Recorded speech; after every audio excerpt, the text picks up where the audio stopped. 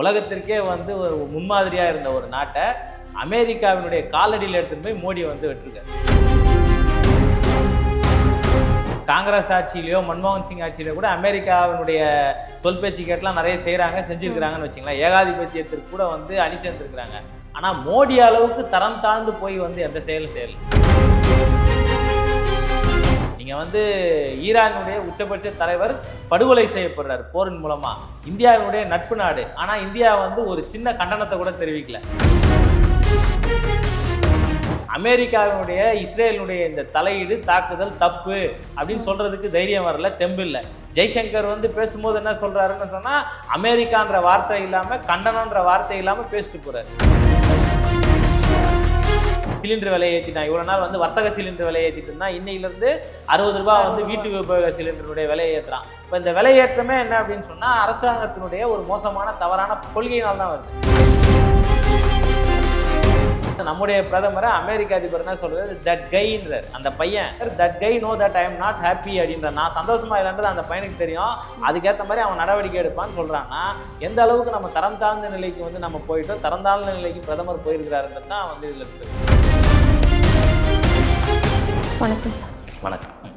இப்போ ரஷ்யாவிடமிருந்து எண்ணெய் வாங்குறதுக்கு இந்தியாவுக்கு 30 நாட்களுக்கு மட்டும் அனுமதி அளிக்கிறோம் அப்படின்ட்டு அமெரிக்கா சொல்லியிருக்காங்க. இந்த செய்தியை கேட்டதும் உங்களுக்கு என்ன தோணுது?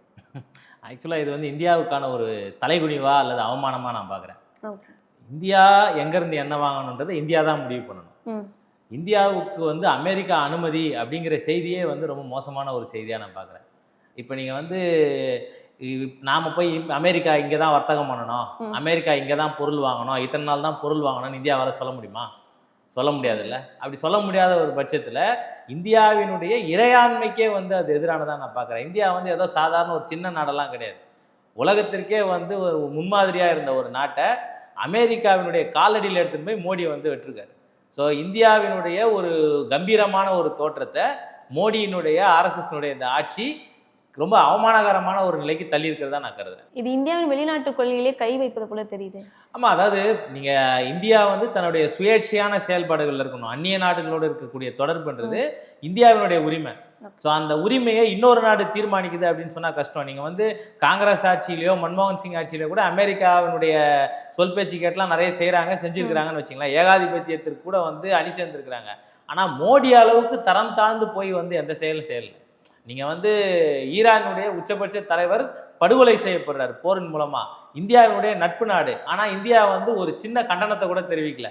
ஒரு 3 நாள் 4 நாள் பொறுத்து அமெரிக்காவில் இருக்கிற ஈரான் தூதரகத்துக்கு போய் அஞ்சலி செலுத்திட்டு வராங்களே தவிர அமெரிக்காவினுடைய இஸ்ரேலினுடைய இந்த தலையீடு தாக்குதல் தப்பு அப்படின்னு சொல்றதுக்கு தைரியம் வரல, தெம்பு இல்லை. ஈரானில் இருக்கிற ஒரு பள்ளிக்கூடத்துக்கு மேலே எலிமெண்ட்ரி ஸ்கூலில் இருக்கிற குழந்தைங்க மேலே குண்டை தூக்கி போடுறான். நூற்றுக்கணக்கான குழந்தைகள் செத்து போகுது. அதை கண்டிக்கிறதுக்கு வந்து வக்கில்லையே. அப்போ இது வெளிநாட்டில் இந்தியாவுடைய ஒரு அந்நிய நாட்டினுடைய கொள்கைன்னு சொன்னால் ஒரு இடத்துல தப்புன்னா எதிர்த்து பேசுகிற அளவுக்கோ அல்லது வந்து அதை கண்டிக்கிற அளவுக்கு கூட வந்து இது இல்லையே. நீங்கள் வெனிசுலாவினுடைய அதிபரை அமெரிக்கா வந்து தாக்குதல் நடத்தி கடத்துறான். அந்த கடத்துவதற்கு கூட வந்து கண்டனம் தெரிவிக்கல. ஜெய்சங்கர் வந்து பேசும்போது என்ன சொல்றாருன்னு சொன்னா, அமெரிக்கான்ற வார்த்தை இல்லாம கண்டனம்ன்ற வார்த்தை இல்லாம பேசிட்டு போறாரு. அப்ப இந்தியாவுடைய வெளியுறவு கொள்கை அப்படின்றது என்னன்னு சொன்னா ஒரு அணிசேரா கொள்கை. இந்தியா கொண்டு ஏகாதிபத்தியத்தை எதிர்க்கிற ஒரு பாரம்பரியம் உண்டு. பாதிக்கப்படக்கூடிய நாடுகளோடு வந்து அணி சேர்ந்து நிற்கிற ஒரு இது இருக்கு. எந்த நாடு விடுதலைக்காக போராடினாலும் அவங்களோட நாங்க நிக்கிறோம்னு சொல்ற பாரம்பரியம் இருக்கு.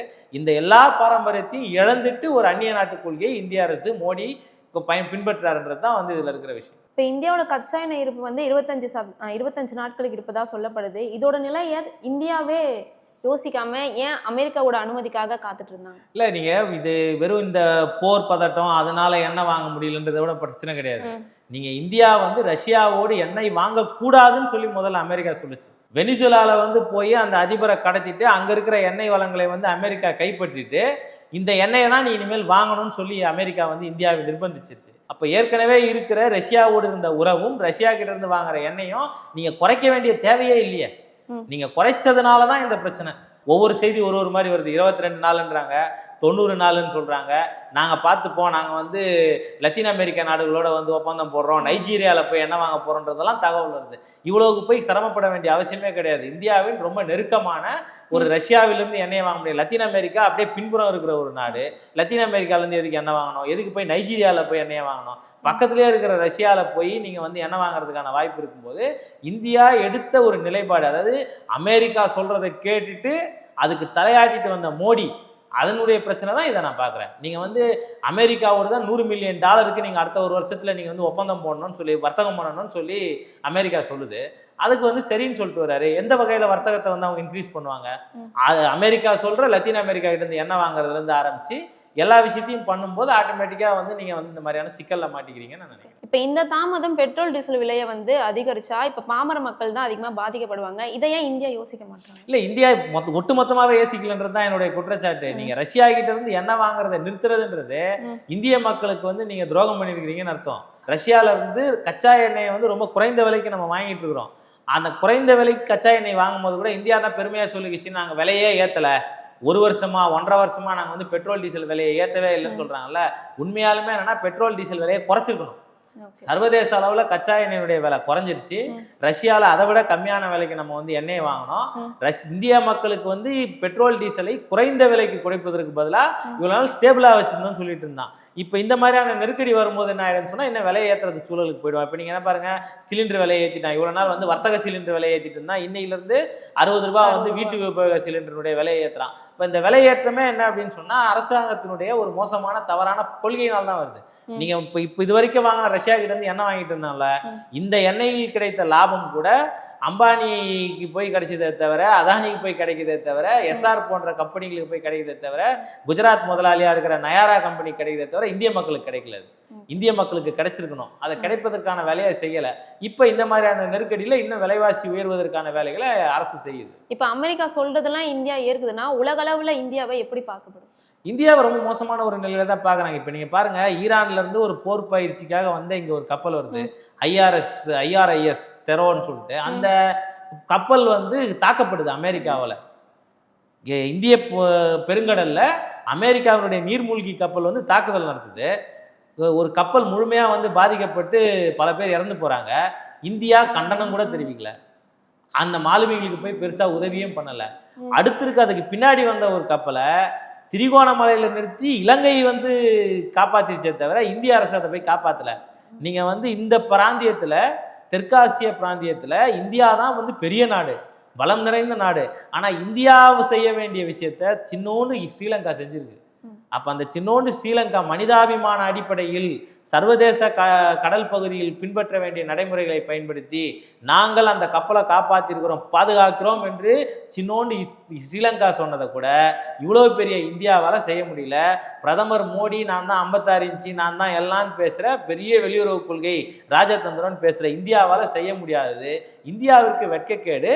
இந்த வெளியுறவு கொள்கை இப்போ நீங்கள் வந்து அந்த கப்பலை காப்பாற்றுறதுக்கு இந்தியா ஒரு குரல் கொடுக்கல, அதன் மீது தாக்குதல் நடத்தினதை வந்து எதிர்க்கலன்னு சொன்னா இந்தியாவை வெளில இருக்கிறவன் எப்படி மதிப்பான்?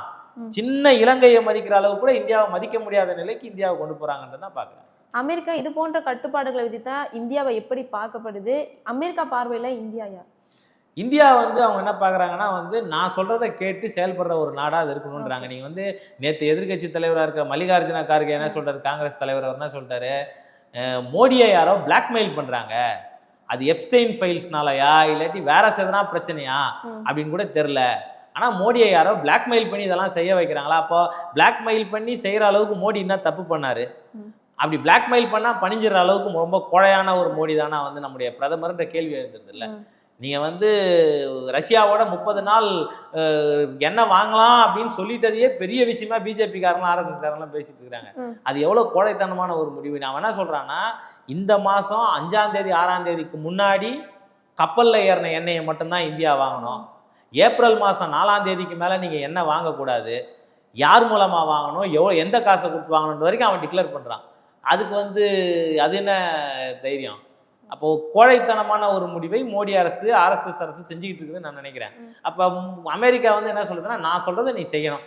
அது என்ன சொல்றது, நீங்க வந்து மோடி பிரதமர், நம்முடைய பிரதமர் மோடி, ஆனா வந்து நம்முடைய பிரதமரை அமெரிக்க அதிபர் என்ன சொல்றது, தட் கைன்றார். அந்த பையன் நீங்க ஒரு இந்திய நாட்டினுடைய ஒரு பிரதமரை அமெரிக்க அதிபர் that guy know that I am not happy அப்படின்ற, நான் சந்தோஷமா இல்லைன்றது அந்த பையனுக்கு தெரியும், அதுக்கேற்ற மாதிரி அவன் நடவடிக்கை எடுப்பான்னு சொல்றான்னா எந்த அளவுக்கு நம்ம தரம் தாழ்ந்த நிலைக்கு வந்து நம்ம போயிட்டோம், தரம் தாழ்ந்த நிலைக்கு பிரதமர் போயிருக்கிறாருன்றது தான் வந்து இதுல இருக்கிற விஷயம். இப்போ வந்து சீனாவை வந்து கைப்பற்ற முடியலை சொல்லிட்டு இந்தியா வந்து வளர அனுமதிக்க மாட்டோம் அப்படின்ட்டு சொல்லியிருக்காங்க. இதை நீங்க எப்படி பாக்குறீங்க அப்படின்னு துணை செயலாளர் சொல்லியிருக்காரு. அதாவது அமெரிக்க அதிகாரி ஒருத்தர் டெல்லியில பேசியிருக்கிறாரு. நீங்க அமெரிக்கால கூட பேசல, டெல்லியில பேசியிருக்கிறதா தான் செய்தி வந்துச்சு. அவர் என்ன சொல்றாருன்னா, சீனா வந்து வர்த்தகத்துல வளர்ந்து இப்போ அவங்களால கண்ட்ரோல் பண்ண முடியாத நிலைக்கு சீனா போயிருச்சு. அப்ப சீனா போன மாதிரி வந்து இந்தியா போறதுக்கு நாங்க அனுமதிக்க மாட்டோம், அப்படின்னா எங்க கைப்பிடிக்குள்ளேயே இந்தியாவை வச்சிருப்போம் அப்படின்றது தான் அதனுடைய அர்த்தம். ஏகாதிபத்தியங்கள், நீங்க முன்னாடி பிரிட்டன் ஏகாதிபத்தியமா இருக்கும் போதும் இன்னைக்கு அமெரிக்க ஏகாதிபத்தியம் என்ன பண்ணுதுன்னு சொன்னா, இந்த மாதிரி வளர்முக நாடுகளை வந்து தங்களுடைய கைப்பிடிக்குள் வைத்துக் கொள்வதற்கான வேலையை செய்யும். கைப்பிடிக்குள் வச்சுக்கிறாங்க, நம்மளை வந்து ரொம்ப சுரண்டாங்கன்றதுனால தான் இந்த மாதிரி நாடுகள்லாம் அணிசேரா நாடுகள்னு சொல்லி ஒன்று சேர்ந்துச்சு. அந்த அணிசேரா நாடுகளுக்கு தலைமை தாங்கிய ஒரு நாடு இந்தியா. பிரிக்ஸ் போன்ற கூட்டமைப்புகள்ல இந்தியா ஒரு முக்கியமான ரோல் பிளே பண்ணுச்சு. அந்த ரோல் எல்லாத்தையும் மோடி அரசு தலைகீழ கவுத்துருச்சு. அப்ப அணிசேரா நாடுகளுடைய கொள்கையை முற்றுமா கைவிட்டுருச்சு.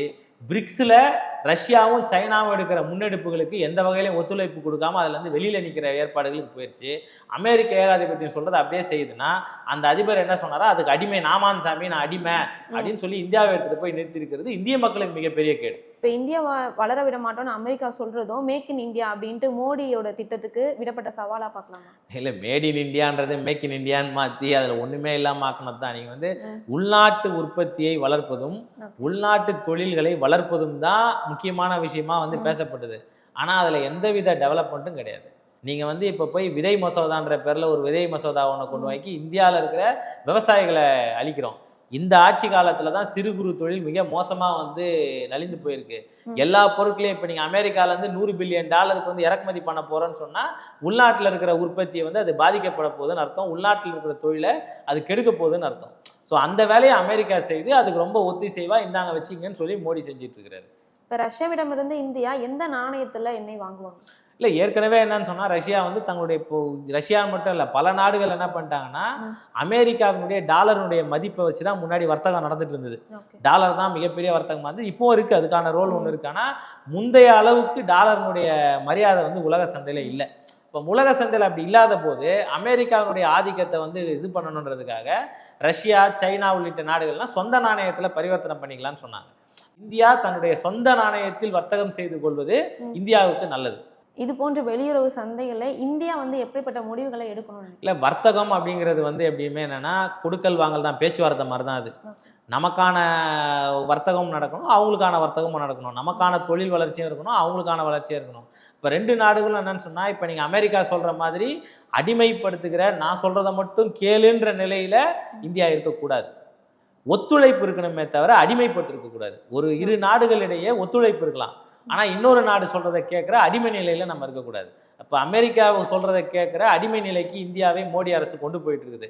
இதை ஒத்துழைப்பு அப்படிங்கிற அடிப்படையில் மற்ற நாடுகளோட இப்போ நீங்கள் வந்து வர்த்தகத்தில் வந்து இன்றைக்கி ரஷ்யாவும் சீனாவும் பல நாடுகளும் வந்து முன்னேறி வரும்போது இந்தியா இந்த பிராந்தியத்தில் அதை வந்து இன்னும் கொஞ்சம் வலுப்படுத்துவதற்கான வாய்ப்பு இருக்குது. அதை வந்து இந்தியா முன்னெடுக்கணும்னு நினைக்கிறேன்.